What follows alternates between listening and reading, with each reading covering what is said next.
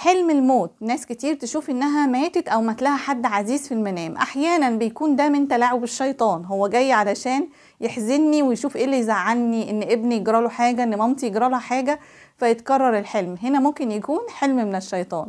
لكن تعرف ان حلم الموت في المنام من اخر معانيه انه يدل على الموت او على الفقد، هو بيدل فعلا ولكن على تغير في حال اللي شاف الحلم او اللي مات في الحلم، وإن شاء الله يكون تغير إيجابي أو للأفضل.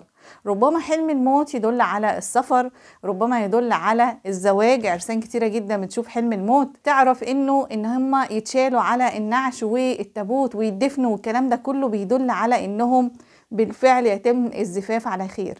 حلم الموت حلم مبشر جدا إذا تم الدفن والمراسم كلها على خير، إذا اتشاف ملابس حتى لو كان كفن وكان شكله أبيض وجميل، المهم إنه ما يظهرش رموز تكون غير جيدة، زي إنه مش لاقين له كفن طول الحلم، زي إن الشخص اللي يموت ده ما يموتش بس كده في المنام وخلاص وهيدفن، لا ده يلاقي نفسه وقع مثلا من طيارة أو لقى نفسه وقع في بئر غويط ومات وكده. هنا الأحداث بتكون مختلفة خالص.